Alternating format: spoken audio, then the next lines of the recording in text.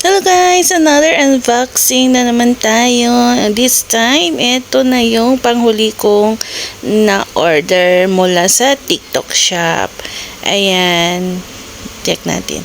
Ito yung first item sa bag na to. Yung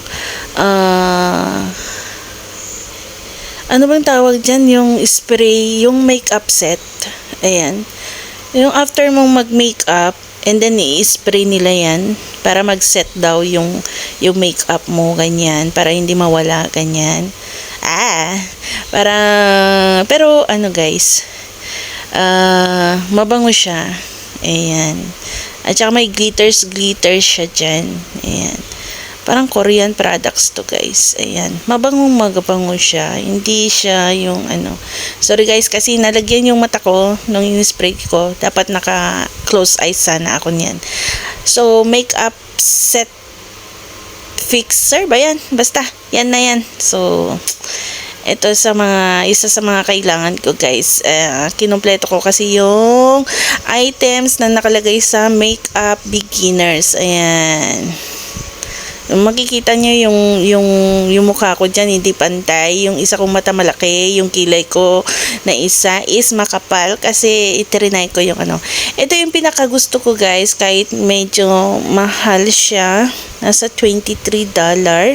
Pero satisfied naman ako sa ano niya kasi napakaganda. For me, napakaganda. Satisfied talaga ako. Ayan, papakita ko sa inyo guys kung bakit sabi ko very satisfied. Ayan, pink pa rin. Ayan, magkakakulay ng damit ko. Papakita ko sa inyo. Ayan. Kasi meron siyang salamin na LED. Ayan. Pakita ko yung kulay ng ano niya guys. Bale, tatlo yung ano niya. O, diba? Ang ganda-ganda. Parang gumanda din yung mukha ko dyan. Charot! Ayan guys. Meron pang ibang kulay. May mood siya. Ayan. Yung warm mood. O, diba? Gondo-gondo ng outcome ng face ko dyan.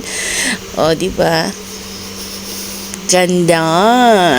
Kahit hindi pantay yung mata at siyang kilay. Ayun, yan. Nawili ako sa kakapindot, guys. Ayan, pagpasensyahan nyo na. Kasi parang mukha ko dyan na ang ganda-ganda ko na GGSS. Charot. Ayan. So, yan. Pwede siyang matanggal. Detachable pa siya. Tsaka meron siyang charger niyan, guys. Type C. Yung ano niya, yung charger niya. At saka kung ayaw niyong ilagay, pwede din namang yan, ganyan. Patayuin. Or ihang. Pwede din. Basta, para sa akin, worth it yung pinambili ko niyan. So, meron pa siyang brushes organizer. Diyan mo ilalagay yung mga brushes mo, yan, sa pagme-makeup. Diyan ko ilalagay yung ano ko.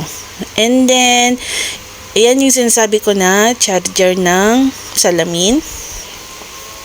Ayan. Charge yan guys gamit ng type C na cord. At saka ito na yung compartment ng ano niyan. Pero pwede nyong i-adjust yung compartment niya guys. According sa gusto ninyong ano. Pwede mong i-adjust. Meron din siyang ano, yung string na yan para kumapit sa ano.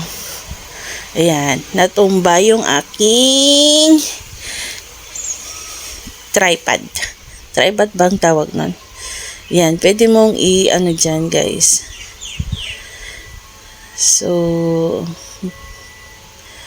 masaya ako sa nabili ko na to guys. Kahit may kamahalan, $23. Pero maganda siya. Magagamit ko talaga siya. As in, ma-organize mo na ma-organize talaga yung ano niya. So, ayan. Yan yung compartment niya, guys. Pwede mo naman siyang i-adjust according sa gusto mo. Ayan. Hindi yan matatanggal at saka kung gusto mong nakabukas, makabukas yan kasi nga itong may string siya na nag-hold para hindi siya matumba or naka-steady lang na ganyan.